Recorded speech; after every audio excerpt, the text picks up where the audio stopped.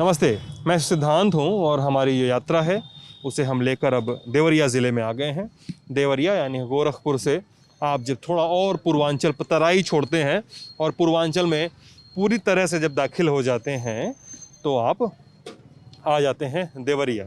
देवरिया में आने का मकसद वही है, जानना कि जनपद क्या सोच रहा है, ज़िले क्या सोच रहे हैं, ज़िले की प्रमुख दिक्कतें क्या हैं, किन मुद्दों पर चुनावी पार्टियां जो हैं वो अपनी बात रखेंगी, वो ल्योर करने की कोशिश करेंगी, वो चाहेंगी कि लोग वोट करें, और लोग किन बातों के जवाब अपनी सरकार से चाहते हैं, किन बातों पर सरकार की जवाबदेही तय करना चाहते हैं, इन सब पर बातचीत होनी है। और बहुत सारे लोग इकट्ठा हो चुके हैं, हम उनसे धीमे धीमे बातचीत शुरू करेंगे। और आप लोग चाहें तो थोड़ा सा करीब आ जाएंगे, अगर थोड़ा सा करीब, तो सड़क पे हम जाम नहीं लगाएंगे, इससे हम बच जाएंगे कि हम अव्यवस्था फैला रहे हैं। तो बहुत सारे लोग हैं, हम उनसे बातचीत करेंगे। क्या नाम है भाई आपका? आशीष श्रीवास्तव। आशीष जी। क्या करते हैं आशीष आप? हम LLB जस्ट फाइनल किए हैं, LLB कंप्लीट हुआ है। LLB पूरी हो चुकी है? जी जी। अच्छा, अब क्या कर रहे हैं? अभी तो प्रिपरेशन कर रहे हैं, किस चीज़ की यार? जॉब्स के लिए देख रहे हैं, फिर प्रैक्टिस करेंगे साथ में। प्रैक्टिस करेंगे? हाँ, जे की प्रिपरेशन के लिए। किसकी? PCSJ। अच्छा, PCS जुडिशरी वाला जो एग्ज़ाम होता है। अच्छा, तो PCSJ का मतलब कितना समय में पूरा होता है, एग्ज़ाम से लेकर, रिटर्न से लेकर फाइनल ज्वाइनिंग तक?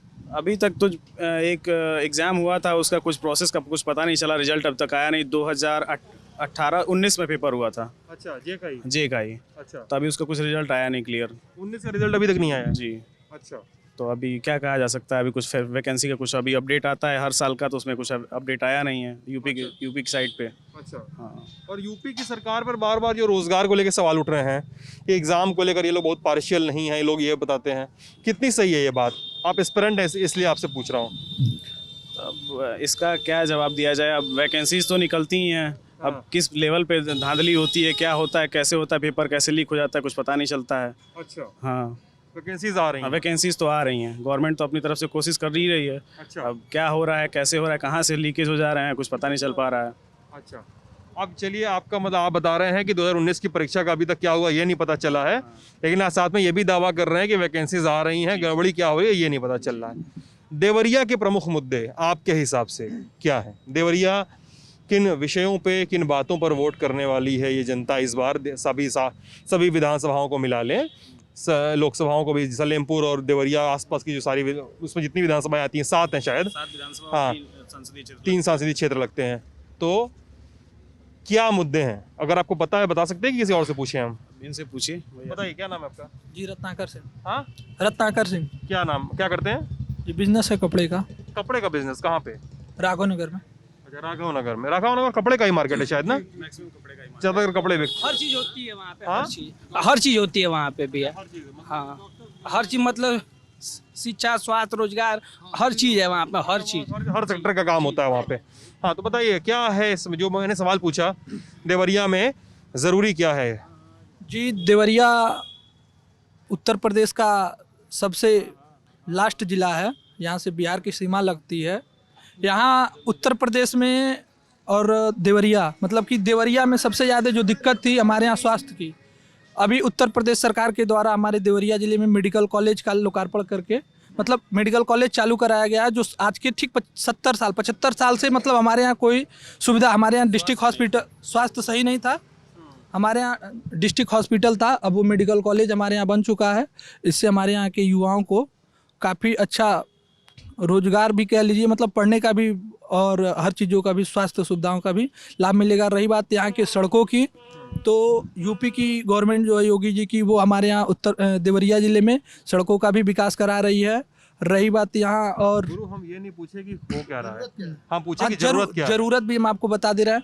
अभी हमारे यहाँ नहीं, अभी हमारे यहाँ जो मेन नगर पालिका का दिक्कत है, वो हमें जो एक बाईपास हमें पास हुआ है, वो गवर्नमेंट इस पे ध्यान दे। अगर हमारी यूपी बाईपास है, कहाँ से कहाँ तक जाएगा? देवरिया, ये बैतालपुर से लेके घूम के सोनू घाट, और एक सोनू घाट से, मतलब अभी फिलहाल में यही पास हुआ है। माननीय नितिन गडकरी जी ने इसका, पहले नितिन गडकरी जी ने उद्घाटन किया था। आपका नाम क्या है? अर्धेंदु भूषण नाम है हमारा। हाँ हाँ, ये 5-7 साल पहले नितिन गडकरी जी ने 2018 में। हाँ हाँ, वही मतलब अप्रॉक्स हम बता रहे हैं, लेकिन अभी तक वो सही नहीं हो पाया। पता नहीं कहाँ प्रोजेक्ट रुका हुआ है। शुरू हुआ है कि नहीं अभी? नहीं, कुछ नहीं हुआ है। DPR हाँ उसमें अभी कुछ हुआ नहीं है। सर्वे वर्वे कुछ हुआ होगा लेकिन रोड पर कहीं काम नहीं दिखाई दे रहा है। उसके वजह से जाम की बहुत समस्या रहती है। आप शहर में घुस जाए मेन रोड पे तो आपको 1-1.5 किलोमीटर का एरिया क्रॉस करने में आधा घंटा लग जाएगा दिन में। सोमवारी जाम यहाँ का प्रसिद्ध है, सारे लोग नाम लेते हैं। सोमवारी जाम? हाँ, सोमवारी जाम पेपर में जब भी होता है मतलब मंडे को जब सारी क्राउड भीड़ हो जाती है मंडे को, तो यहाँ इकट्ठा हो जाती है। अच्छा, मंडे को जाम लग जाता है। हाँ, जाम की भी बहुत समस्या है। बाकी स्वास्थ्य वाला भी है, लोकार्पण हो गया है मेडिकल कॉलेज का। कितना समय हुआ लोकार्पण हुए तो? अरे अभी पिछले महीने हुआ। अक्टूबर हाँ में तो लेकिन आया इसमें अभी सिर्फ ओपीडी चलती है, बाकी और सब सुविधाएं नहीं उपलब्ध हैं।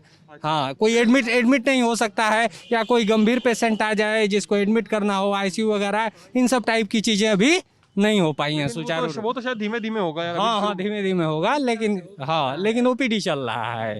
हाँ यार हमको कोई बताया था कि कृषि कॉलेज की बड़ी जरूरत लोग उठाते हैं, वो कभी नहीं हुआ। हाँ, क्या नाम है?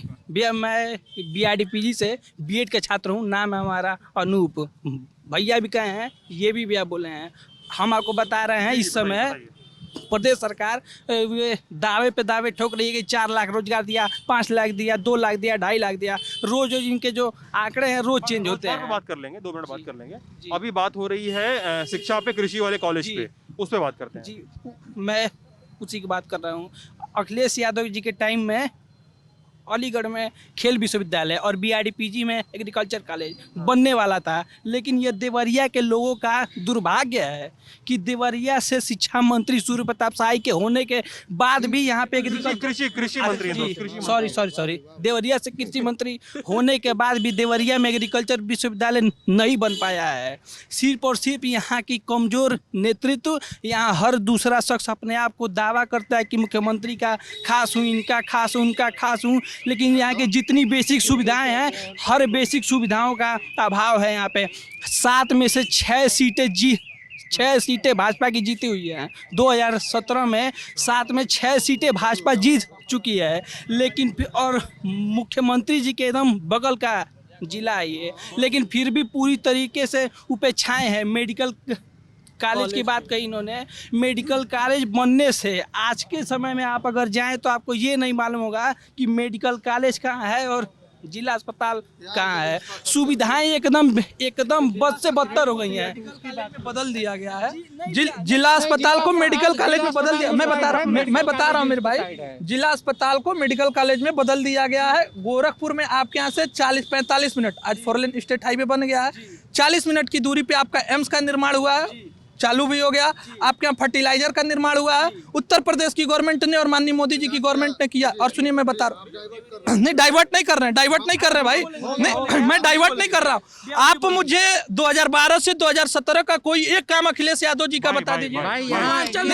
पार्टी का बात नहीं करना है ना, वही यूपी में भाई अरे रत्नाकर यहाँ पार्टी शांत रहो यार, शांत।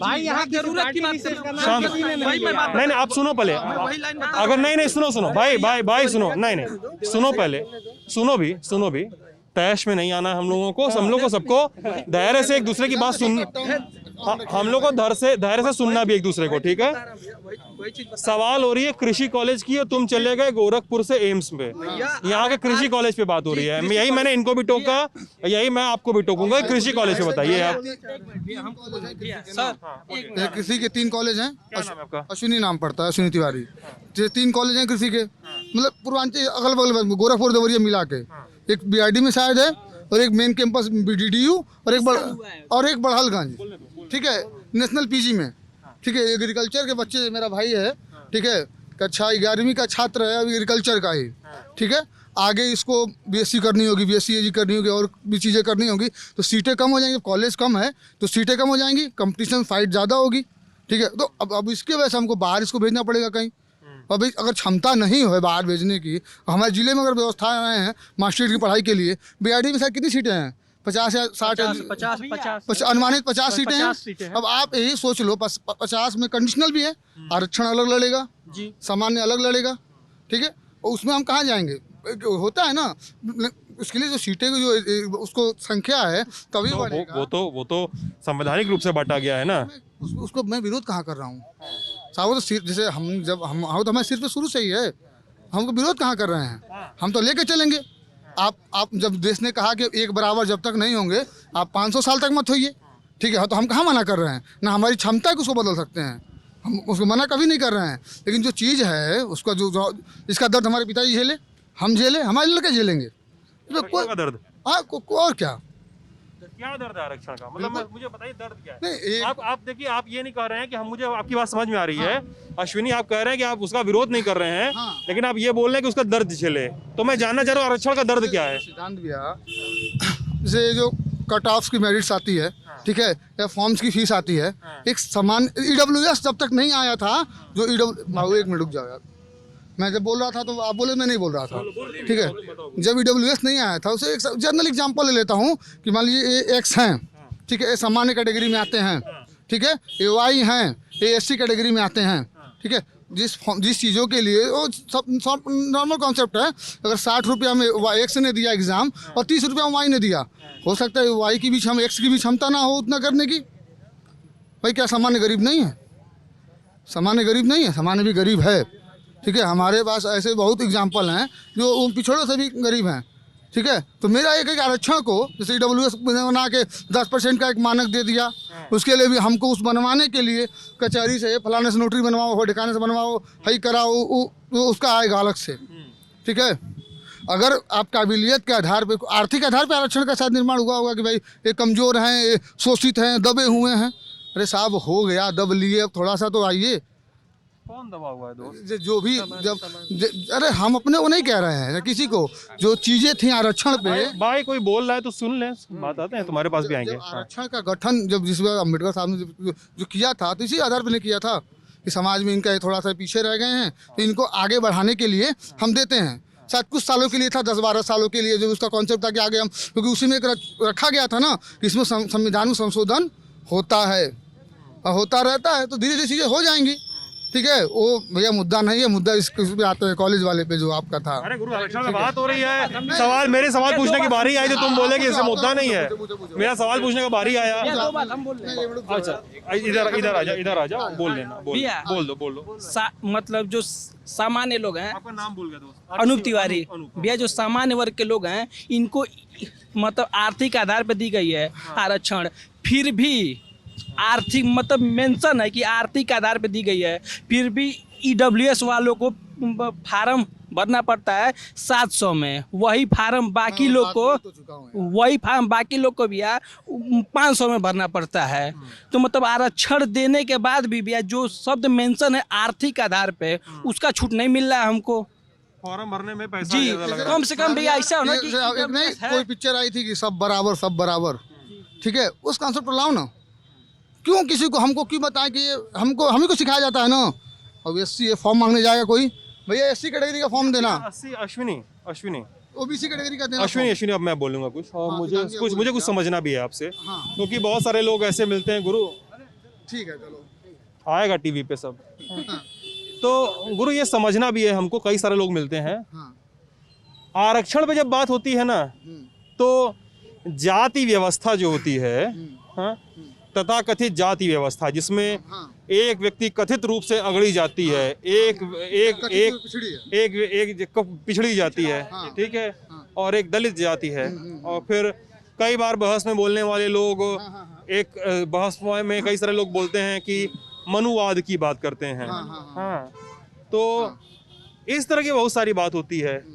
तो यार वहाँ से उन्मूलन शुरू करना होगा, वहाँ से सही करना होगा, क्योंकि मैं कई लोगों से मिलता हूँ, मेरे एक परिचित हैं, वो पढ़ाते हैं दिल्ली की एक यूनिवर्सिटी में, तो वो हमसे बताते हैं कि यार अगर उन्मूलन होना है, इस तरह से आप लोग अगर जनरल कैटेगरी के लोग भी ये बोल रहे हैं कि ठीक है सबको बराबरी का अधिकार दे दो, बराबरी, तो ये बराबरी वहाँ से क्यों नहीं होनी चाहिए कि सभी वर्गों के लोग शौचालय भी साफ करें, सभी वर्गों की लोगों की नौकरी गटर में उतरने पर भी लगाई जाए, वहाँ पर भी उतना ही क्यों नहीं, मेरी बात सुनिए, उतना ही क्यों नहीं बराबरी का अधिकार होना चाहिए। वो बोलते हैं कि जब अच्छी सरकारी नौकरी की बात आती है, ये मेरे शब्द नहीं हैं, मेरे दोस्त के शब्द हैं, मेरे बहुत घनिष्ठ मित्र हैं, इसलिए मैं उनका नाम भी नहीं ले रहा हूँ, और वो बोलते हैं कि भाई जहाँ सरकारी नौकरी की बात आती है वहीं पे सबको दिखाई देता है कि आरक्षण की बात होती है, लेकिन जो एकदम निचले तबके की नौकरी है, जिस नौकरियों के बारे में मैनुअल स्कैवेंजिंग जिसको कहा जाता है, गटर में उतरा हुआ एक सफाई कर्मी है, उसका चेहरे तक डूबा हुआ है। हम पूरे लोगों के समाज के लैट्रिन और पेशाब में उसका सर तक डूबा हुआ है।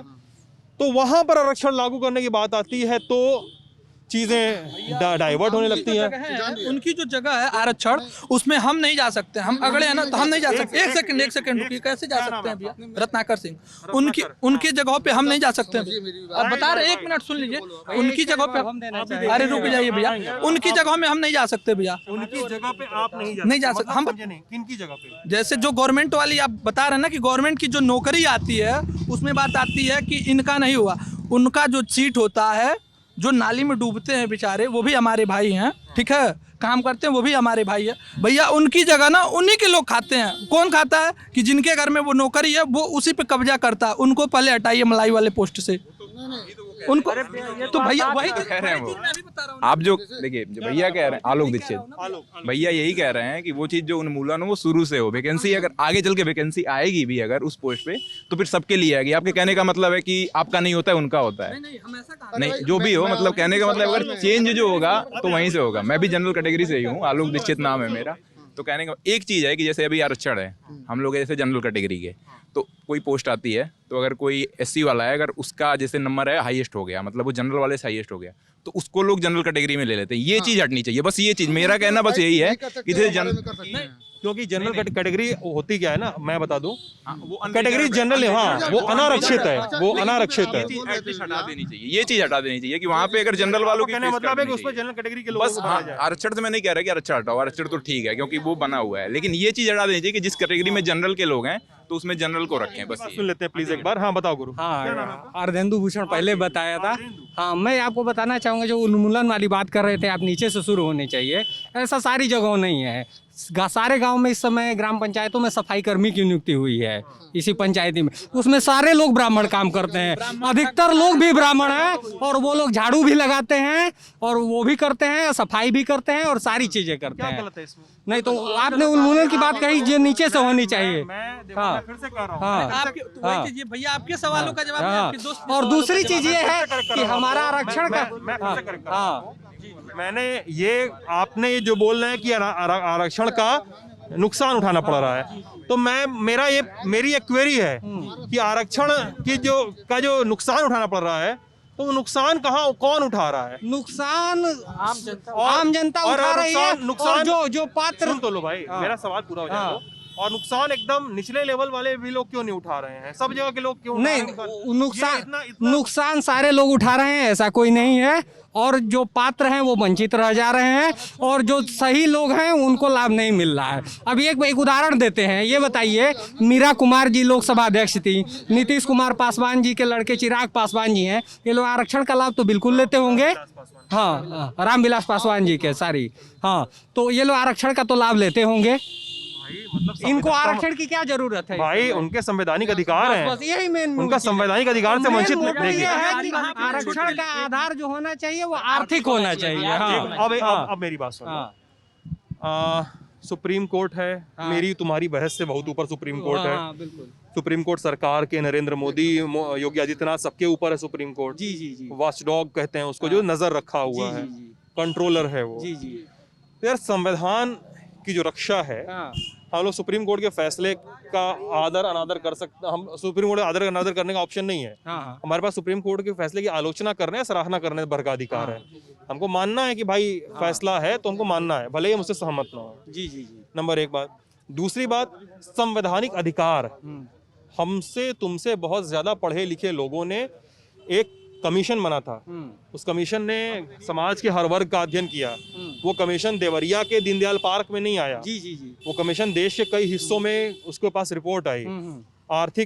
आर्थिक आधार, मंडल की, हाँ, मंडल कमीशन कहा गया जिसको। और हाँ, और जो समाज में आर्थिक आधार पे इम्बैलेंस है, उसको हम लोग एक छोटे से यूनिट से नहीं समझ सकते, समझे? ये मैं बता रहा हूँ, एक छोटे यूनिट से, देवरिया से नहीं समझ सकते, बनारस से नहीं समझ सकते, नोएडा गाजियाबाद से नहीं समझ सकते।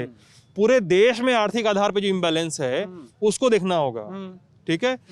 और उस आधार पे, ये पूरे उस आधार पे देखने के बाद आरक्षण की ये रूपरेखा तय की गई कि जिसके आधार पर उन वर्ग के लोगों को जो आर्थिक और शैक्षणिक आधार पे अभी भी वंचित हैं, अभी भी स्कूल कॉलेज में उनको दिक्कतें हो रही हैं दाखिला लेने में, इसलिए उनको दिया गया। क्या नाम है आपका? मेरा नाम सनातन है। क्या करते हैं आप?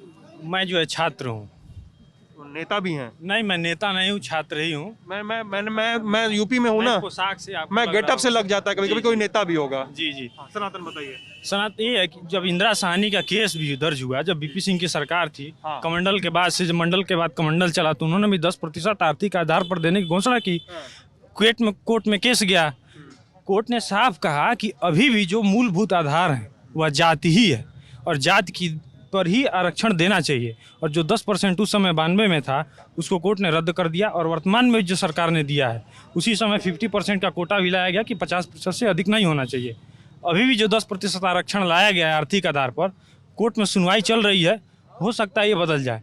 बाकी बात है जो अनुसूचित जनजाति की, मुझे व्यक्तिगत तौर पर लगता है कि जो अनुसूचित जनजाति में लोग ऊपर उठ चुके हैं, आरक्षण उनसे हटा देना चाहिए, क्योंकि जो उनके दबे हुए लोग हैं वो उनका हक खा जा रहे हैं। जैसे ये संवैधानिक अधिकार है कि एक डॉक्टर अनुसूचित जाति का लड़का वह स्वयं अनुसूचित जाति के कोटे से मेडिकल में एडमिशन करा सकता है, लेकिन एक गांव में पढ़ने वाला क्योंकि उसका अधिकार है वो। हाँ, तो इस पर सरकार को कमेटी बना देना चाहिए, जैसे मंडल आयोग के बाद फिर कोई पिछड़ा वर्ग आयोग, और इस पर संशोधन करके और अनुसूचित जनजाति के जितने नेता हैं या लोग हैं उनको भी अपना मनोबल ऊंचा करके ऐसा करना चाहिए कि वो लोग स्वेच्छा से अपना परित्याग कर दें जो आरक्षण का हो। अच्छा, आपके कहने का मतलब है, जी। सनातन आपका नाम है ना? सॉरी, जी, हाँ। जी, जी। आपके कहने का मतलब है कि अनुसूचित जाति के जो नेता हैं या जो समृद्धशाली हो गए, वर्ग से ऊपर उठ गए, जो समृद्धशाली हो चुके हैं, उनको स्वेच्छा से आरक्षण का खुद के लिए, मतलब पर्सन टू पर्सन नहीं, अपने समाज के लोगों के लिए, अन्यथा ये नहीं, मतलब अगर मान लीजिए मैं अनुसूचित जाति से हूँ, मैं उठ गया ऊपर, मैं जी, जी। 2 लाख रुपए महीने कमाई लगा किसी यूनिवर्सिटी में प्रोफेसर लग गया, हाँ। तो मैं खुद का आरक्षण त्याग दूं कि ताकि मेरे समाज के दूसरे लोग आ दूसरे लोग सके, उसका लाभ मेरे ही समाज के। जी, जी। ये कहने का मतलब है जी, आपका? जी, जी, जी, जी। अच्छा।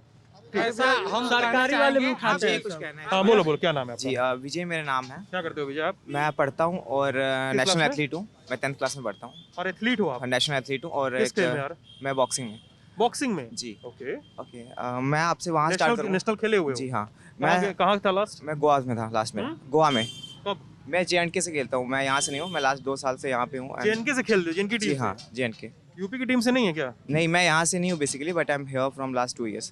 तुम यहाँ से हो नहीं आप? नहीं, हाँ, मैं 2007 से मैं स्टार्ट करूँगा, जहाँ से आपने कहा कि कमेटी बनी थी इस मुद्दे पे, बताइए। जो रिजर्वेशन मिलता है सबको, राइट? तो वो बहुत पहले बनी थी और उस बेस्ड वन पे उस टाइम पे जो मेंटेलिटी थी, जो लोग छोटी जात से होते थे, वो एक ऐसी सोच बनी हुई थी लोगों की कि उन लोग समझे पिछड़ा हुआ मानते थे। उसके बेस पे बनी थी ये कमेटी कि ठीक है, ऐसे लोगों को रिजर्वेशन मिलना चाहिए, फाइन, अब ठीक है। बट आज के टाइम पे देखा जाए, कोई भी ऐसा कास्ट नहीं है जिसके लोग किसी हाई पोस्ट पे नहीं है। तो अगर ये रिजर्वेशन वाला ठीक है, अगर रखना सही है तो ठीक है, कोई इशू नहीं है। बट ये रिजर्वेशन है तो सबके लिए होना चाहिए, मतलब हर कास्ट के लिए होना चाहिए। बट उसका एक क्राइटेरिया होना चाहिए। वो क्राइटेरिया होना चाहिए कि अगर आप सच में किसी ऐसे सिचुएशन में है, जैसे आप कोई गरीब है या ऐसे पिछड़े एरिया से, या मतलब डिपेंड्स ऑन सिचुएशन पे, उसके लिए हो। और जो लोग उसके ऊपर आ जाते हैं, उन लोगों के लिए हटा देना चाहिए, अपनी मर्जी से नहीं। गवर्नमेंट को स्ट्रिक्ट एक्शन लेना चाहिए इसके।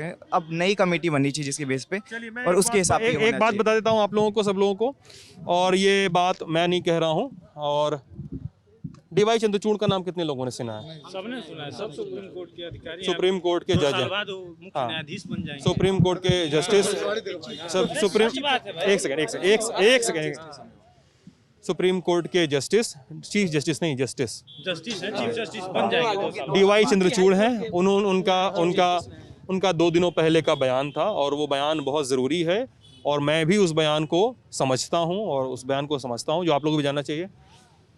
इस देश में कास्टिज़म टाइप की, जातिवाद टाइप की कोई चीज़ नहीं है। ये सबसे ज़्यादा लोग तब वही कहते हैं जो कथित रूप से अगड़ी जाति के होते हैं, कथित अगड़ी जातियों के होते हैं। ये बात वही लोग कहते हैं। इस भीड़ में अगर कोई एक दलित होता, एक कोई आदिवासी होता, अगर कोई एक ऐसे वंचित समुदाय से होता जिसको आरक्षण का लाभ दिया गया है संविधान द्वारा, वो जो सच कहता, वो जो अपनी बात कहता, वो हम सारी लोगों के बातों से एक अलग बात होती। तो नहीं भाई, प्लीज डोंट इंटरप्ट, मुझे सुनिए आप। और वो एक अलग बात होती। हम अपने पर्सपेक्टिव से सोच रहे हैं, है ना। हम अपने पर्सपेक्टिव से सोच रहे हैं, हम अपनी दृष्टि से देख रहे हैं। लेकिन एक आदमी जिसको आरक्षण का लाभ मिला, वो प्रोफेसर हुआ, उसके आरक्षण का लाभ मिलने की वजह से उसको यूनिवर्सिटी में, कॉलेज में दाखिला मिला, उसके कम पैसे में पढ़ाई हुई, वो एक देश की एक आला यूनिवर्सिटी मान लीजिए प्रोफेसर है, और उससे समझिए कि उसका समुदाय क्या है। या एक स्कूल में जाता बच्चा जिसको इसको सरकारी स्कूल में दाखिला मिला, वो बताएगा कि आरक्षण का लाभ क्या है। हम लोग ऐसे माथा गुत्थी करते रह जाएंगे, बहुत कुछ हासिल नहीं कर पाएंगे, क्योंकि हम सभी लोग और ये बात कहते हुए कोई गुरेज नहीं होना चाहिए, कोई गर्व की बात नहीं है, ये बात एक सामान्य सी बात है कि हम सभी लोग संपन्न हैं कमोबेश, हम सभी लोग कमोबेश संपन्न हैं। अब मैं दूसरे मुद्दे पे भी चलूंगा। इसी मुद्दे पर जो देवरिया का बात है उस पे बात हो भैया। ऐसे नहीं करिए, पहले हाथ मत पकड़िएगा। हाँ, नहीं, और भी बात करेंगे, और भी मुद्दों पे बातचीत करेंगे। एक प्रश्न मैं पूछूंगा। यहाँ सारे लोगों ने आरक्षण की बात कही, यदि यह पूछ दिया जाए इन्हीं में से कि आरक्षण किस आधार पर मिला है, जो हमारा फंडामेंटल राइट है, अनुच्छेद 15 क्या कहता है, 16 क्या कहता है, 16 के किस भाग में आरक्षण की बात कही गई है, 14 में विधि के समक्ष समता और विधियों का समान संरक्षण, इसका अर्थ क्या होता है, बता पाने में ये लोग पीछे हट जाएंगे। जो भी मैं ला का छात्र नहीं हूँ भाई, तो आरक्षण पर अगर हमको बहस कर, ये एक नैरेटिव है जो पूरे देश भर में फैलाया जाता है। ये विशेषाधिकारों का हनन नहीं है, एक विशेषाधिकार का निर्माण भी नहीं है। ये तथाकथित कुछ पिछड़े लोग हैं, देश में विभाजन हो जाएगा, क्रांति हो जाएगी। एक वर्ग कहेगा मैं तो सत्ता संपन्न हूँ, दूसरा वर्ग कहेगा मैं तो विपन्न हूँ। ऐसे ही क्रांतियाँ जन्म लेती हैं। संविधान निर्माताओं ने सोच कर दिया है, और अभी जिस स्तर से लागू किया जाना चाहिए नहीं हुआ है। धीरे धीरे जब लागू होगा स्वेच्छा से लोग हट जाएंगे। आरक्षण मतलब आपका कहने का मतलब है आरक्षण नहीं लागू होता तो देश में क्रांति हो जाती है, हो जाएगी। नहीं लागू होता तो अगर ठीक है। एक वर्ग सर सनातन जी आपकी बात सुन ली, अब और भी बातों पे बात करें। भाई सर मेरी बात सुन, सर मेरी बात,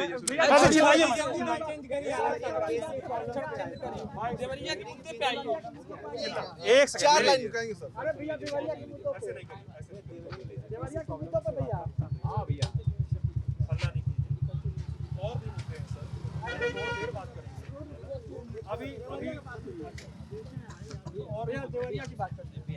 आपसे बात हुई यार, और लोगों से भी बात करनी है तो। हाँ भाई, क्या नाम है आपका? वरुण पाठक।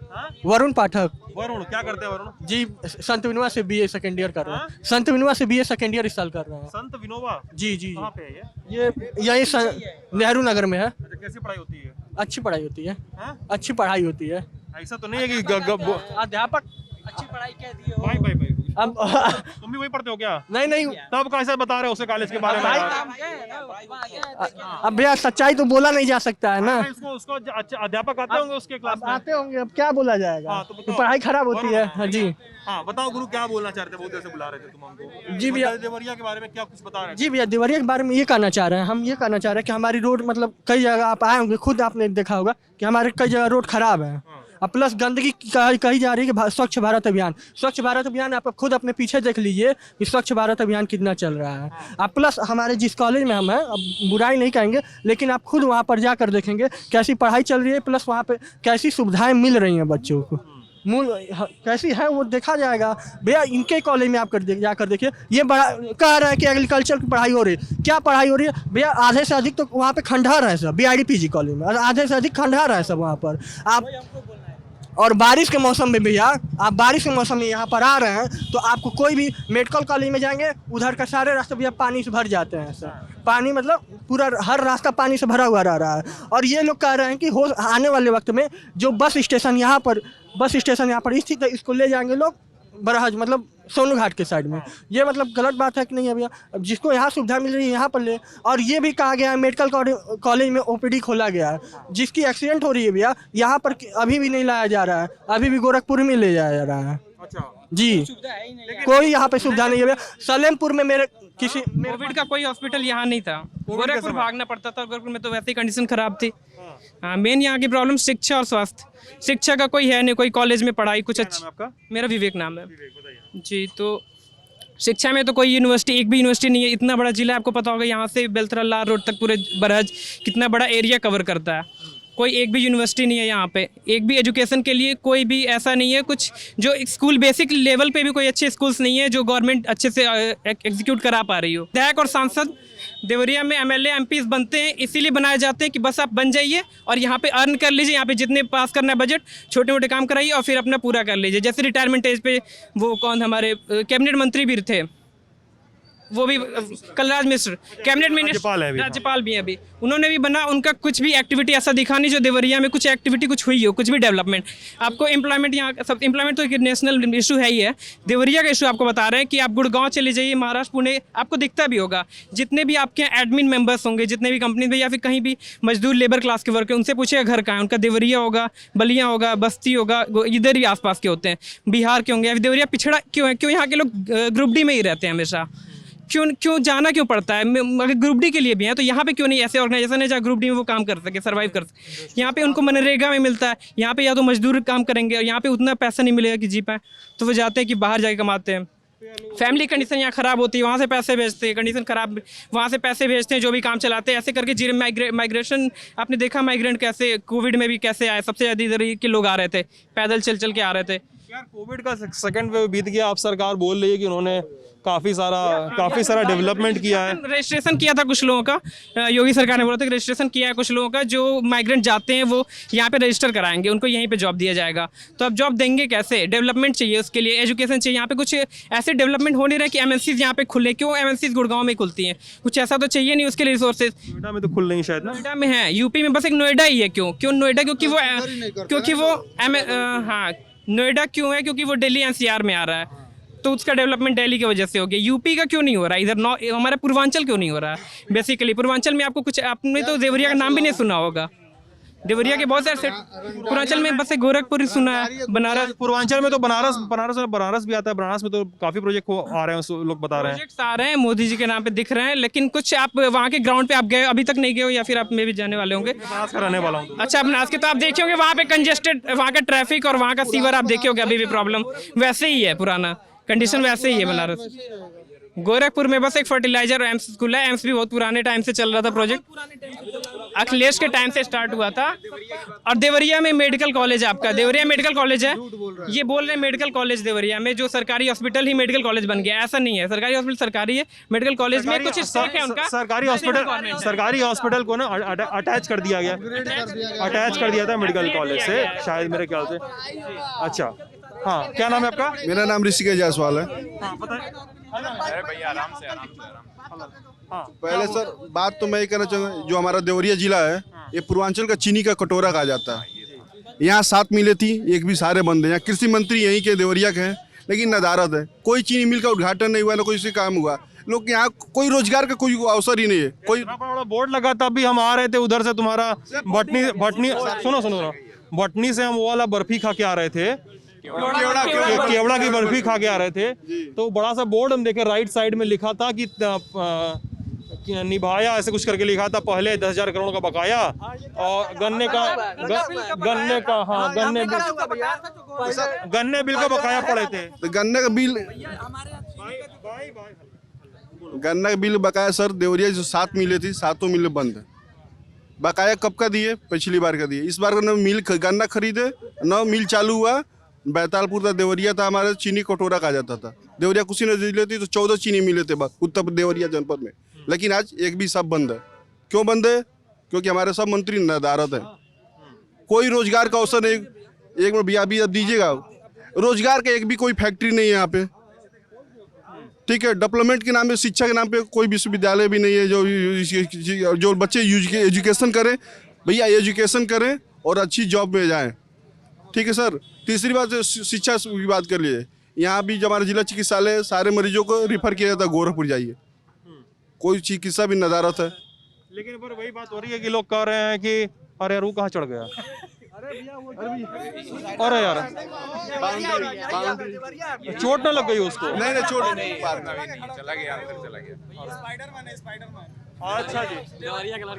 तो और सर यहाँ पार्किंग की कोई व्यवस्था नहीं है पूरे जनपद में। का जो कटोरा देवरिया, मतलब पूर्वांचल में देवरिया जिले को कहा जाता था, देवरिया से अलग होके आपका कुशीनगर एक डिस्ट्रिक्ट बन गया, जो पड़ौना फिर कुशीनगर, उस पर हम आते हैं। पूर्वोत्तर की सरकार बसपा की गवर्नमेंट ने सारी चीनी मिलों को औने पौने दामों पे बेच दिया, जिसमें आपका देवरिया, गौरी बाजार, भटनी, ठीक है। अभी आपके देवरिया जिले में एक चीनी मिल चल रही हो, प्रतापपुर फैक्ट्री, आपको भी पता होगा। ये मामला चल रहा है आपके यहाँ सुप्रीम कोर्ट, जिसपे कोई भी गवर्नमेंट हस्तक्षेप नहीं कर सकती है। योगी गवर्नमेंट ने उस पर अथक प्रयास किया। ओडीओपी का जो आया है वो डिस्ट्रिक्ट ओन प्रोडक्ट में है, जो देवरिया को गुड़ ही दिया गया है, मतलब गुड़ को के लिए चयनित किया गया है ओडीओपी में। तो भाई देखो, चीनी मिल की जो समस्याएं हैं ना, ये 5 साल में नहीं उत्पन्न हुई। देखिए आप भाजपा रोजगार क्या दिया, रोजगार क्या दिया? अच्छा सुनिए, आप व्यवसायी हैं, रोजगार क्या दिया? अच्छा एक व्यवसायी, अगर हम लोग माने क्या सरकार ने दे रही, कौन सा उत्तर प्रदेश बीजेपी सरकार ने देवरिया में कौन सी रोजगार के अवसर पैदा हो गया? किस चीज की रोजगार का अवसर पैदा हो गया? मैं इनको बताता हूँ। सेवा योजन कार्यालय है, देख रहे हैं, उसकी साइटें आती हैं, ठीक है, मेरी बात सुनिएगा। वहाँ महीने में 20 रोजगार मेला लगता है, 20 रोजगार मेला। मेरी बात सुन लो, महीने में कितने रोजगार मेले लगे हैं? अरे भाई यार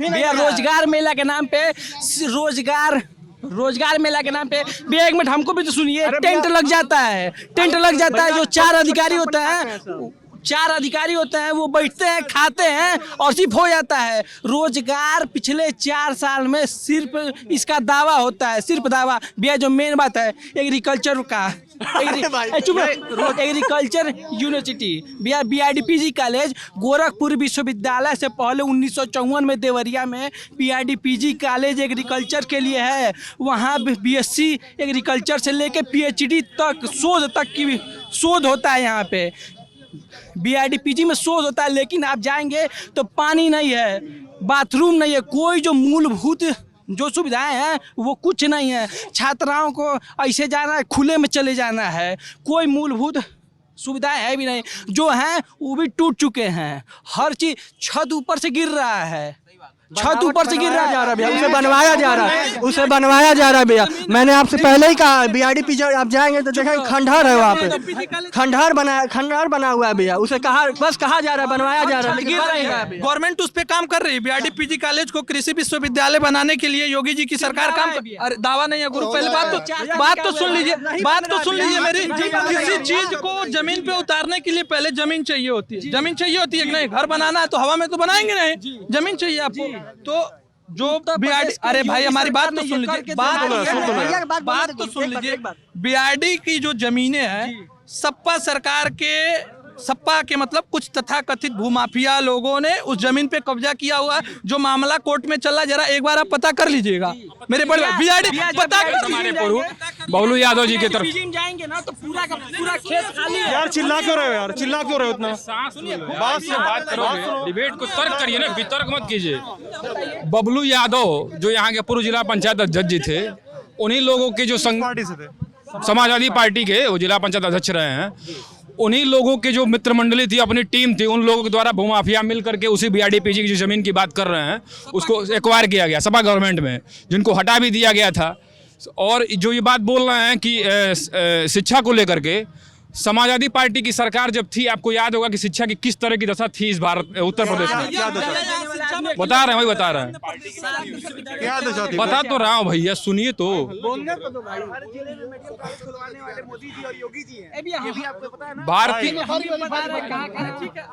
जनता पार्टी की सरकार जब आई है, समाजवादी पार्टी की सरकार जब थी, भाई हमको ये बताओ सपा की सरकार में क्या दिक्कत है शिक्षा में? बता रहा हूँ, समाजवादी पार्टी की जब सरकार थी तो हमारे उत्तर प्रदेश में जो गांव की युवा पीढ़ी थी, क्लास 10 में पढ़ने वाली और 12 में पढ़ने वाली, उनको विद्यालय में क्वेश्चन पेपर आते ही मौका से और बाकी चीज़ों से व्यवस्थाएं मिल जाती थी। एक नया परंपरा आया था उत्तर प्रदेश की जनता में और पूर्वांचल में, जिसका एक नया नामकरण किया गया था हिंदी भाषा में, जिसका नाम था सुविधा शुल्क।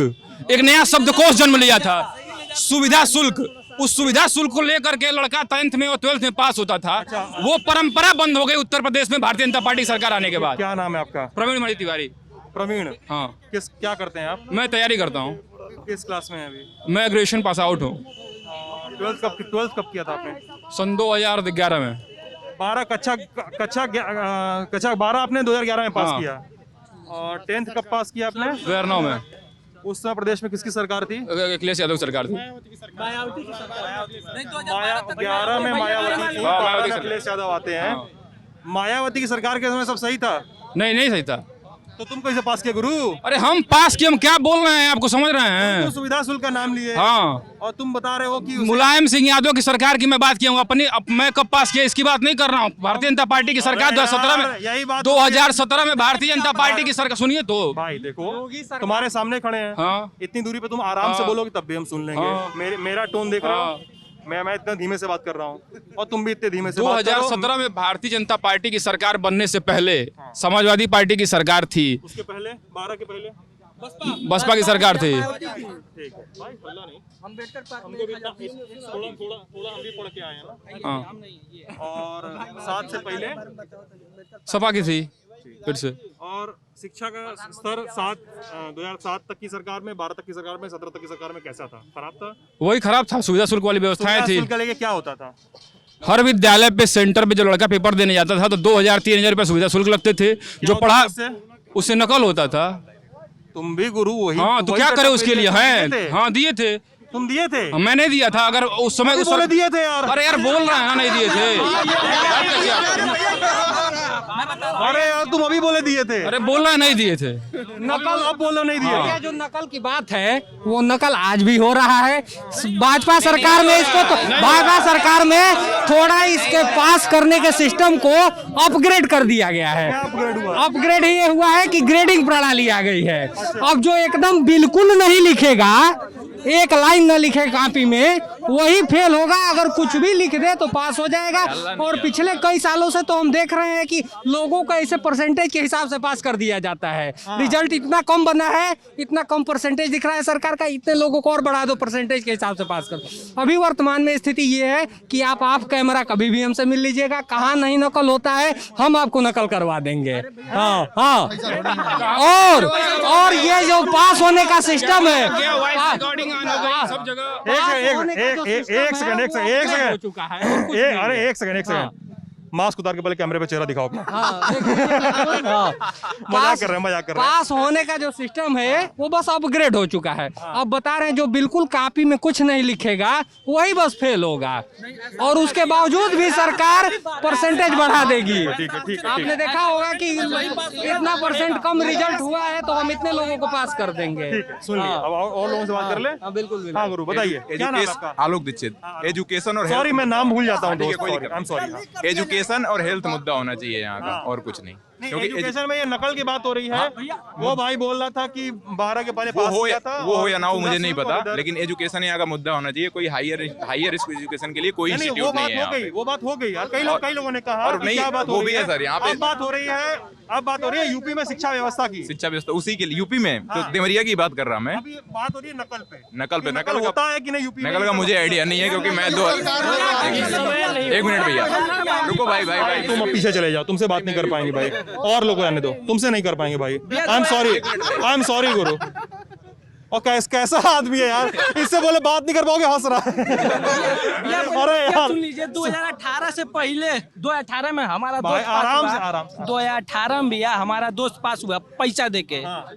पैसा देके पास हुआ। और अखिलेश जी के सरकार में शिक्षा व्यवस्था इतना बेकार था कि छात्रों को लैपटॉप मिलता था। आज के समय में कुछ मिल ही नहीं रहा है। अखिलेश जी के समय में उनकी दूरदर्शिता देखिए कि छात्रों को पढ़ने के लिए हर इंटर पास होने वालों को लैपटॉप मिल जाता था। 18 लाख और पहले साल में 18 लाख दिया गया था भैया। पहले साल में 18 लाख। ऐसे कैसे कह रहे हैं? मेरिट वालों को मिलता था, कुछ भी बोल दे रहे हैं सर। हमारी बात कैमरा गवाह मिल गया। 2018 में पैसा देके पास हुए हैं ये अभी खुद बता रहे हैं। लैपटॉप मिल जाएगा। तुम फंस गए एक बार अभी। सुभाष चौक और ये भी बताए हैं कि हम पैसा देके पास हुए हैं। हाँ आओ, क्या नाम है तुम्हारा? विजय। हाँ विजय, तुम बॉक्सर हो। हाँ। अभी किसने बोला लैपटॉप वाली, जिसने बात बोली, अगर आपको लगता है लैपटॉप मिलने से कोई बहुत ज्यादा क्वालिफाइड हो जाता है, दैट डजंट मीन वो क्वालिफाइड। मैं आपको रुकिए सुन लीजिए, मैंने बात सुनिए, ठीक है सर। मैं बहुत धीरे बोल रहा हूँ, आप भी बोलिए, सुनिए। जैसे इन्होंने बोला लैपटॉप मिलता था, पहले आप किसी से भी पूछेंगे यहाँ पे एजुकेशन सिस्टम इतना खराब था, हर बच्चे को नकल करके भी 90% आता था। जो स्टिंग ऑपरेशन होते थे, बहुत सारे मैंने खुद भी न्यूज़ में देखा, मैं बहुत न्यूज़ देखता हूँ, उसमें जो 12th का टॉपर है उससे अगर आप पीएम का नाम पूछते उसको नहीं आता था। रुक जाए भैया, सुन लीजिए बात, सिर्फ बिहार की बात है, यूपी बिहार की बात सुन लो, है। तुम्हारा सवाल लेंगे, पहले इसको सुन लो। ऐसा होता था, उन लोग अगर आप लैपटॉप दे रहे हैं, स्कूटी दे रहे हैं, साइकिल दे रहे हैं, उसको कोई फायदा नहीं है। एजुकेशन सिस्टम कौन बांटा? होता यहाँ पे होता है स्कूल, साइकिल मिला था, साइकिल स्कूटी जो भी है, ठीक है, जब मिल रहा है तो ठीक है, उसको उसने टॉप कर लिया उसने, उसके बाद उसको मिल गया साइकिल। अब उस क्वालिफिकेशन का क्या फायदा जब जॉब ही नहीं मिल रहा है? आज अब नहीं मिल रहा है, पहले भी नहीं मिलता था, वो किसी काम के सर्टिफिकेट नहीं। हाँ, रिश्वत देख, सुन लीजिए, वही बात बोल रहा हूँ, सुन लीजिए पहले। आज क्या सिस्टम है, 10 बच्चे पास होंगे, एजुकेशन में इतना स्ट्रिक्ट हो गया, 10 बच्चे पास होंगे, उनमें से कम 7 को जॉब मिलेगा, क्योंकि उनके पास वो नॉलेज होगी, वो नॉलेज से पास होगा। स्कूटी मिले ना मिले, लैपटॉप मिले ना मिले, बट वो अपने पैसे उतना कमा सकेगा। आज पहले के जमाने में क्या था, वो आप नकल के पैसे से पास होकर स्कूटी ले लेंगे, कोई फायदा नहीं है उसका, बट आज अपने दम पे कुछ करके आप मिलेगा तो वो बहुत बड़ी बात है। इसकी हम इनकी बात सुनेंगे, ये बोल रहे हैं, इनके पे कुछ बोलना है इनको ना, आपको कुछ बोलना था ना? हाँ, क्या नाम है आपका? मेरे सामने ऋषिकेश जायसवाल नाम है। मैं इसे कहना चाहता हूँ, ठीक है, अभी आपने कहा शिक्षा नहीं मिलेगा, लैपटॉप, अगर इनके पास मोबाइल नहीं रहता तो आप यूनिवर्सिटी का नाम कैसे खोजेंगे, जानकारी कैसे इकट्ठा करेंगे? लैपटॉप से क्या करेंगे? लैपटॉप से हम एजुकेशन के बारे में उससे नॉलेज लेंगे, यूट्यूब पे पढ़ाई कर लेंगे, जानकारी शिक्षा ले लेंगे, लाइव क्लास आके दाखिला मिल जाए, हमें ऑनलाइन फॉर्म भरने की सुविधा उससे मिल जाएगा। लैपटॉप कर रहे, लैपटॉप जरूरत है, क्यों नहीं जरूरत है भैया? साहब जो बता रहे हैं कि और एक बात कह रहे भैया, एक चीज हो एजुकेशन की भैया, पेट में सिक्के को जाता है क्या? वही चीज हम आपसे मैं वही पूछ कर रहा हूँ, वही आपकी सवाल जवाब मिल गया भैया। एक चीज और कहना भैया, एक चीज और कहना कि जो स्कूल की बात हो रही है सर, स्कूल की बात हो रही है, बहुत सारे मुद्दे वाली बात कर सर। हेलो सर, जो स्कूल की बात हो रही है, यहाँ पे जो भी 72 शिक्षक भर्ती निकली थी, उन लोगों की सैलरी सर 65,000 रुपया है, और पढ़ा क्या रहे हैं वो लोग? और वही जो प्राइवेट स्कूल में 8,000 सैलरी में हमारे अपने बच्चों को भेज के कर रहे हैं, भैया हम कॉन्वेंट भेज रहे हैं, उनकी सैलरी 8,000 रुपया है। और जो जाके देखिए क्या पढ़ा रहे हैं आप, क्योंकि वो टेट क्वालिफाइड होके आए हैं, पढ़ लिख के आए हैं, वही सुविधा भैया मुझे इनके बात वहाँ पे जो पढ़ने वाले बच्चे हैं, अब नहीं, अब आप लोग मेरे सवाल का जवाब दीजिए। यूपी की शिक्षा व्यवस्था अखिलेश यादव के समय इतनी अच्छी थी और योगी आदित्यनाथ के समय इतनी अच्छी है, आप लोग की पार्टी अपने अपने दावे हैं, इतनी अच्छी दोनों दलों के समय, सरकारी अधिकारियों में बच्चे कहाँ नहीं पढ़ते हैं यार? सर सरकारी डीएम जिला एक सेकंड भाई, जिला अधिकारियों के बच्चे कहाँ नहीं पढ़ते सरकारी स्कूल में? हम लोग के जरा सा भी पैसा कमाने वाला इंसान क्यों उसके टैक्स से चल रहे सरकारी स्कूल में नहीं पढ़ाता है, बल्कि सोचता है कि 500 रुपए 1,000 रुपए फीस देके सरकारी प्राइवेट स्कूल पढ़ाते हैं? आज से नहीं हो रहा है, पहले से होता रहा है। बताओ गुरु। इसका जवाब जो है वो अधिकारी बेहतर देंगे। इसका रुक जाओ यार, इसका जवाब यार, रुक जाना भाई, आप ही को सब आता है, ये गलत बात है। जैसे इस बात का जवाब वो अधिकारी बेहतर देंगे, ठीक है, कि हमारे बच्चे वो किस इंटर कॉलेज से पढ़ के कहाँ से बीए किए, कहाँ यूपीएससी की तैयारी करे, आईएएस बन गए, ठीक है, उनसे पूछिए वो अपने बच्चों को क्यों नहीं पढ़वाते हैं? हाँ, वो क्यों नहीं पढ़वाते हैं? उनके पास आ जाती है ईगो, ठीक है, हमारा एक रुतबा नहीं आता, फलाने यहाँ के डीएम है, हमारा लड़का जीआईसी में पढ़ी। बात सुनो यार, प्रोटोकॉल कुछ होता है ना, कि जैसे हम और आप पढ़ने गए, हम तो ठीक है, हम सक्षम थे, स्कूटी चले गए, हम पढ़ने की बात कर रहे हैं, ठीक है। हाँ, वो डीएम का लड़का है, 2 BMW 2 अर्दली चाहिए साथे, ठीक, तो उसका प्रोटोकॉल कहाँ जीआईसी मेंटेन हो पाई? ना हो पाई। वह चाहे फिर बड़े बड़े इंटरनेशनल कॉलेज चाहे बहुत हुई तो बाहर भेज दिए हैं, कहीं और अच्छी पढ़ाई अगर जीआईसी नहीं भेजेंगे, क्योंकि अरे नहीं, उनको जैसे जैसे वो गंदगी, रुक जाओ यार, सुनो, अगर 100% अधिकारी है ना, तो 5% के लड़के, ठीक है, कहीं कंची गवर्नमेंट में पढ़ते होंगे, ठीक है। और सुनो, गवर्नमेंट यूनिवर्सिटी जो बड़ी यूनिवर्सिटीज हैं, जैसे DU IIT इन सब हुआ, उनसे भी JNU वगैरह, उनसे भी कटने से कतराते, कोई क्वालिफाई ही नहीं कर पाते हैं। क्वालिफाई कर पाएंगे तब ना, बाप कहीं से लूटे हैं पैसा भाई, तो कहीं ना कहीं से भैया वो कराएंगे एडमिशन डोनेशन देके, चाहे भेज देंगे लंदन पढ़ने, नहीं भाई उनका क्या है? हमको गुरु एक बात कहना इस पे, अगर सरकारी अधिकारी फान लेना कि हमार लड़का हमार लड़की पढ़िया है, मैं सरकारी स्कूल में पढ़िया है, तो हाँ सरकारी स्कूल वाला मामला सुधर जाएगा। और मैं कुछ IPS IAS अधिकारियों को जानता हूँ पर्सनली भी, जिनके बच्चे अभी भी खांटी रूप से सरकारी स्कूल में ही पढ़ रहे हैं, प्राइमरी स्कूल में। हाँ मैं जानता हूँ कुछ लोगों को, और बहुत कम संख्या है ऐसे लोगों की। और हाँ दिल्ली में होगा ऐसा, यूपी में नहीं है। मैंने दूसरे राज्यों में भी देखा है। नहीं, दूसरे राज्यों का नहीं पता, यूपी में तो नहीं है ऐसा कि IAS का लड़का सरकारी स्कूल। रितेश नाम है। क्या करते रितेश? दुकान है, बिजनेस करते हैं। सोच से काहे बताए गुरु? हाँ सोच के काहे बताए हो? नहीं बताया, बिजनेस करते हैं। बात भाई शिक्षा व्यवस्था की हो रही है, और वही है कि एक बोल रहा है कि हमारी पार्टी के समय अच्छा था, दूसरा बोल रहा है हमारी पार्टी के समय अच्छा है। नहीं बोलूंगा कि इस पार्टी में शिक्षा अच्छा था, चाहे पुरानी पार्टी में शिक्षा अच्छा था। यूपी का यही हाल है, कोई भी पार्टी हो तो स्कूल का हालत बुरा ही होता है। कोई भी पार्टी हो, बुरा है, पहले ही बुरा था। हाँ अभी भी बुरा है, पहले भी बुरा है। अभी तो फ्यूचर बुना जा रहा है। अभी तो बस ऐसे ही बोल रहे हैं। क्या होगा, क्या करना चाहिए स्कूलों के लिए? कौन पार्टी आए, कौन नेता जो बोले सुधार दे? यहाँ पे कौन है? कोई भी पार्टी आए, स्कूल सही होना चाहिए। वो कोई भी आए, कोई भी रहे, स्कूल सही होना चाहिए।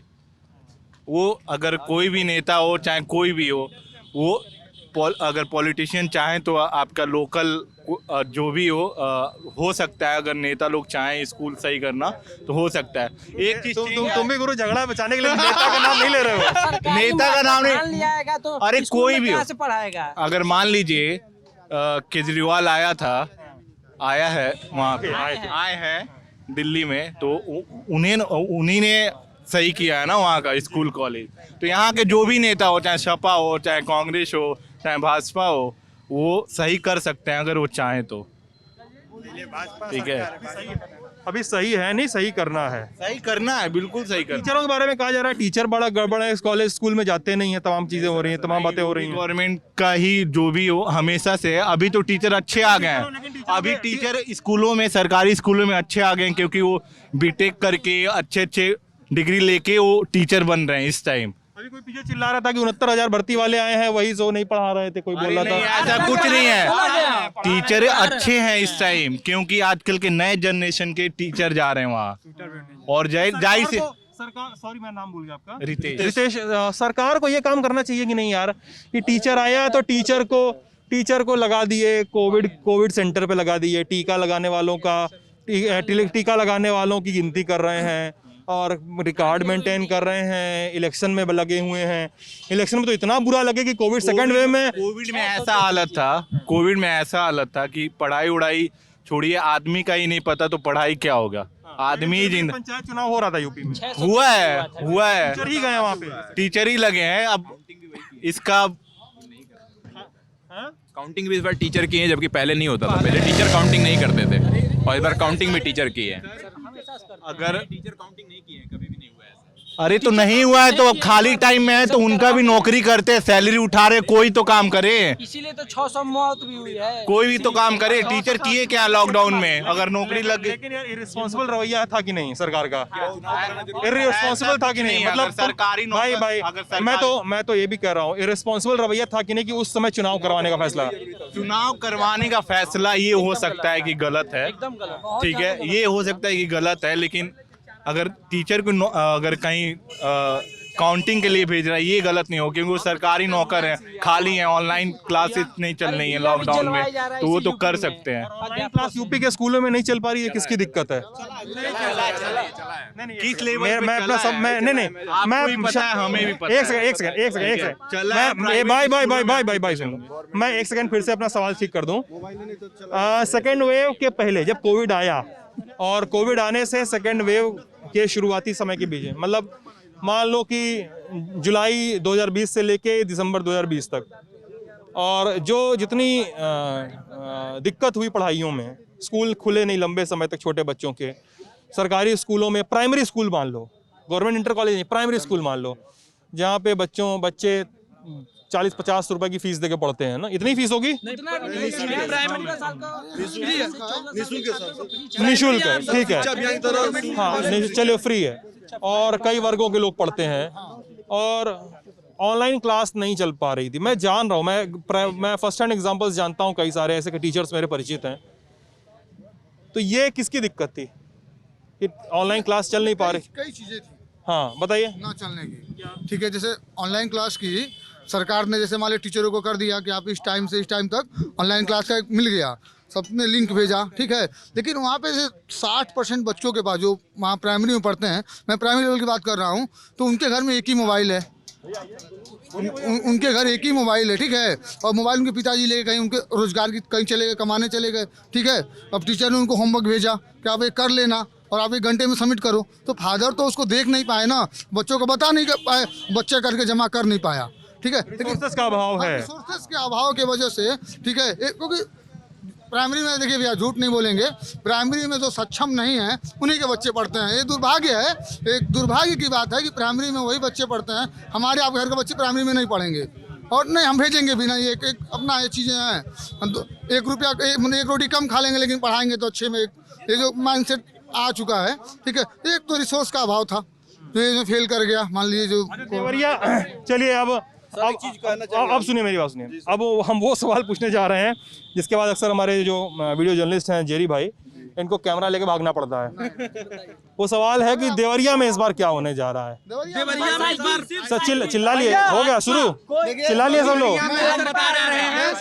देवरिया नहीं, पूरे प्रदेश की बात बता दे रहे हैं। 100% हमको बाद में ज्योतिषी कह लीजिएगा, इस बार भी बीजेपी की ही सरकार आएगी, कि उनको इन लोगों ने मुद्दे ऐसे सेट किए हैं जिसके वजह से वोट इन्हीं को मिलना है। मुद्दे सेट किए हैं? धर्म, हिंदू, राजनीति, मंदिर, हाँ मंदिर का मुद्दा था, हाँ, इवेन हम भी उन्हीं को वोट देते हैं और उन्हीं को वोट दिया जाएगा। और ये लोग भी इस बार ही आएंगे, हमको कह दीजिएगा कि ये अब ज्योतिषी से पहले ही बता दिए थे। हाँ 100% भारतीय जनता पार्टी की सरकार। मतलब तुम्हारा मतलब है कि इन्होंने मुद्दा ऐसा सेट किया, मुद्दे ऐसे सेट किए हैं इन्होंने। हाँ नहीं है, वो हमारी जरूरत है जिस पे गवर्नमेंट काम कर रही है। भैया काहे मंदिर जरूरत नहीं है? क्यों नहीं जरूरी है भाई? क्यों जरूरी नहीं है? मंदिर में पुजारी एक पिछड़ी को ओबीसी का क्यों नहीं होता है? क्यों नहीं होता है भैया? आप उठा के देखिए आपके देश में कितने दलित है। फिर वही बात है, आप लोग यही सब भुखमरी पे भी बात होगा। पाकिस्तान से नीचे चला गया, उत्तर प्रदेश और पाकिस्तान से नीचे चला गया भारत का इंडेक्स, भुखमरी हंगर इंडेक्स, हर चीज में पाकिस्तान से नीचे। बता रहे भैया, हम बता रहे हैं, जब से कोरोना फर्स्ट अटेम्प्ट मतलब पहला कोरोना का जो आया है, उसके बाद से गवर्नमेंट जो है निचले तबके को, मध्यम वर्ग को छोड़ दीजिएगा, निचले तबके को राशन जो है वो फ्री दे रहा है। हंगर इंडेक्स तो अभी आया गुरु। अरे हंगर नहीं कह रहे हैं भैया, कोरोना जो आया है तो अगर 5 किलो अभी में एक आदमी का जीवन यापन हो जाएगा। 1 यूनिट 5 किलो मिलता है, कोई भी सांसद प्रधानमंत्री अगर 5 किलो राशन में 1 महीने तक खा के जिंदा रह सकते हैं क्या? 80 करोड़ जनता 5 किलो गेहूं या चावल मिला के भैया 1 यूनिट पे 5 किलो मिलता ही है, या गेहूं या चावल। सुनो यार, सुन लो यार, सुन लो 5 किलो राशन भाई, सुन लो। किसी का पेट अरे मेरे सवाल का जवाब दे दो। 5 किलो महीने में एक ही बार मिलता है? नहीं, 2 बार मिलता है, 2 बार मिलता है भैया, एक फ्री और एक पैसे पे। एक बार फ्री, एक पैसा, एक फ्री और एक पैसा। अब सुनिए, योगी गवर्नमेंट ने अभी तुम इसका जवाब दो रत्नाकर, कि ये बताए हैं, करुणेश नाम है आपका? अर्धेंदु। अरे यार सॉरी, पता नहीं कहाँ से करना। तो अर्धेंदु बताए हैं, अर्धेंदु बता रहे थे कि इन्होंने बीजेपी ने मुद्दा ऐसा सेट कर लिया है। मतलब इनकी बात का अंडरटोन अगर मैं सही समझ रहा हूँ, अर्धेंदु मुझे बता दीजिए गलत समझ रहा हूँ, कि अगर शिक्षा पे बात होगी, स्वास्थ्य से बात होगी, तो बीजेपी वो मुद्दा सेट नहीं करना चाह रही है, ये बोल रहे हो आप? बिल्कुल। मैं इनकी बात कर अब सुनिए, एक मिनट भाई मेरे, सुन लो मेरी बात, सुन लो, आ जाओ इधर, आ जाओ। अब मैं तुम्हें बता रहा हूँ, सुन लो मेरे भाई, आप के पास से देख लिया भैया। अरे भाई मेरी बात सुन लीजिए, शिक्षा पे भैया, शिक्षा पे देख लीजिए। अभी हमारे यहाँ उत्तर प्रदेश की गवर्नमेंट ने गुरु गोरक्षनाथ के नाम से एक यूनिवर्सिटी का लोकार्पण किया है शिक्षा के लिए, ठीक है? शिक्षा के लिए ही है ना भैया, रोजगार के लिए आप आ जाइए। आपके यहाँ 50 किलोमीटर की जो दूरी होती है उसको दूरी नहीं मानना चाहिए, क्योंकि आप नोएडा से और दिल्ली इस छोर से उस छोर जो जाते हैं उसकी लगभग यात्रा हो जाती है 70 से 75 किलोमीटर। लेकिन आप मेट्रो से जॉब करने चले जाते हैं, यहाँ आपके बगल में फर्टिलाइजर। गवर्नमेंट ये थोड़े है, जादू की पुड़िया थोड़े है कि हम ऐसे घुमाएं और प्रदेश को बदल दिए एक ही दिन में। भाई गवर्नमेंट कहाँ 10 साल से है भाई? 10 साल से कहाँ 8 साल से बता रहे हैं? डबल इंजन की सरकार डबल इंजन की सरकार का काम बता रहे हैं ना। मेडिकल कॉलेज 3 साल मतलब मेट्रो है दिल्ली में ना यार। भैया यहाँ भी होगा ना। अब अचानक हो रहा है भैया, हो रहा देवरिया में भैया 3 साल में मेडिकल कॉलेज बना है। 3 साल में देवरिया मेट्रो है नहीं भैया, मेडिकल कॉलेज का मेट्रो दे ही नहीं पाए हैं। कहाँ दे नहीं पा रहे? डीपीआर तैयार हो रहा है, बनेगा बनेगा। उसका क्राइटेरिया जोड़ने वाला 4 लाइन देने वाला शख्स है अखिलेश यादव। उत्तर प्रदेश में 7 विश्वविद्यालय देने वाला शख्स है अखिलेश यादव। जब शिक्षा स्वास्थ्य पे बात होगा, भारतीय जनता पार्टी के लोग शिक्षा, स्वास्थ्य, रोजगार, भूखमरी इस पे बात ही नहीं करते हैं, मंदिर की बात करते हैं। मंदिर और घंटा की बस बात करेंगे। इनको बस भैया, इनको राम मंदिर उसी से मतलब है। अच्छा ये बताइए, मर जनता तेरा इमाम जनता, पर हमें मंदिर चाहिए भैया, अस्पताल नहीं चाहिए, शिक्षा नहीं चाहिए, स्वास्थ्य नहीं चाहिए, बेहतर सुविधा नहीं होनी चाहिए। मंदिर के साथ के नाम पे हो जाता है। लेकिन मंदिर से कितने लोगों को रोजगार मिलेगा? देवरिया जनपद में 34 लाख की आबादी है। 34 लाख आबादी में कितने लोग वहाँ पे रोजगार दे देंगे? कोई रोजगार दे देंगे? 32 और जो भी बात कर रहे थे, ये फर्टिलाइजर की बात कर रहे थे, तो हम इसको करेक्ट करना चाहेंगे। फर्टिलाइजर में ऐसा कहीं प्रावधान है क्या कि सिर्फ गोरखपुर मंडल के ही लोगों की नौकरी दी जाएगी? ऐसा है क्या? उसमें तो पूरे प्रदेश के लोग भी नौकरी कर सकते हैं, मथुरा से भी आएंगे तो नौकरी कर। तो यहाँ के लिए बेस क्या है फर्टिलाइजर? उसमें तो प्रदेश का, मथुरा से भी कोई व्यक्ति होगा तो फर्टिलाइजर के लिए फॉर्म भरेगा, अगर वो योग्य होगा तो चयन होगा उसका। हाँ, नौकरियां होंगी, 1000-2000 नौकरियां। 34 लाख आबादी को क्या रोजगार दे पाएंगे? 34 लाख की आबादी को रोजगार दे पाएंगे? 2000 में 2 रोजगार हो जाएगा। मेरा नाम शिवम दीक्षित है। अरे भैया 10 लाख काम करिए। कोई भी चुनाव अगर सही से लड़ना है तो वो स्थानीय मुद्दों पर चुनाव लड़ना चाहिए। पार्टियां क्या कर रही हैं क्या नहीं कर रही हैं वो अलग चीज है। अगर हम अपने विधायक को सही तरीके से चुन रहे हैं, जिन विधायकों की संख्या ज्यादा होगी उसके मुख्यमंत्री बनेंगे। हमें अपने स्थानीय स्तर पर अपने विधायक को चुनना है। अभी फिलहाल में हमारे यहाँ मेडिकल कॉलेज बना है, जो कि तो बताया लोगों ने और भी मुद्दे हैं। बहुत मेरे ख्याल से बहस में लेट आए हो थोड़ा सा, बहुत सारी बातें हो चुकी हैं। नहीं, ये है कि हमारे वहाँ मेडिकल कॉलेजेस बनी है, ठीक, जिस पे एडमिशन वगैरह होगा, जिससे पढ़ाई होगी। रही बात सड़कों सुविधाओं की बात, ठीक, ये सारी चीज़ें में फिलहाल बढ़िया हैं, ठीक। और रही बात जैसे कि कुछ चीज़ें जो खराब भी हैं, जो कि अन्य लोग भी मानेंगे, जैसे कि बारिश के समय में जो पानी का जल भराव है, इसकी समस्याएं हैं। लेकिन जो सरकार अभी आज के समय में है, ये सरकार को अभी हमें समय देना होगा। जिस तरीके से हमने पिछले वर्षों में सपा को दिया है, 2-3 बार हमने दिया है, बसपा को दिया है, ऐसे हमें भाजपा को भी कुछ समय देना पड़ेगा। केवल 5 साल में हम ये चाहें कि गगनचुंबी इमारतें खड़ी हो जाएं देवरिया में, ऐसा पॉसिबल नहीं है, ठीक। अगर आज के समय में हम देखें तो कहीं ना कहीं, यही नहीं, मैं कुशीनगर का वासी भी हूँ, देवरिया में भी रहता हूँ, दोनों ही तरफ कुशीनगर पर्यटक स्थल है, वहाँ पे भी हमने बदलाव देखा है, यहाँ पर भी देखा है।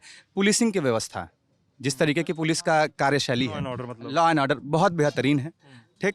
इससे कोई डर नहीं है। में से मनीष गुप्ता वाला याद आ गया मेरे को ऐसे। जी जी, जो मनीष गुप्ता वाले में देखिए, जब आप किसी, देखिए कहीं ना कहीं पूरा एक प्रदेश है, 23 करोड़ 24 करोड़ की जनता है, ठीक, मैनेज करना कहीं ना कहीं कुछ गलत होगा ही होगा। उसके खिलाफ में हमारे जो मुख्यमंत्री हैं उनको कार्रवाई करना ही है, कार्रवाई होना चाहिए। लेकिन अगर किसी को भी हम फ्री हैंड दे देंगे, किसी को भी अगर हम फ्री हैंड दे देंगे तो वो व्यक्ति कहीं ना कहीं लगाम से बाहर हो जाएगा। फ्री हैंड दे देंगे, लगाम से बाहर। जी, तो यहाँ पर फ्री हैंड देना गलत है, लेकिन इसके बावजूद भी अंकुश लगाए रखना जरूरी है, ठीक। मतलब तुम एक शिवम, मतलब तुम एक एडमिनिस्ट्रेटिव पॉइंट ऑफ व्यू से बता रहे हो कि एडमिनिस्ट्रेशन इस तरह का होना चाहिए, एडमिनिस्ट्रेशन इस तरीके का होना चाहिए, ठीक है। अब मैं वीडियो खत्म कर लूं दोस्त, फिर बात करते हैं आराम से। चलिए, तो देवरिया से ये बातचीत थी। जेरी और आयुष थे हमारे साथ, आप ललन टॉप देख रहे थे। Thank you.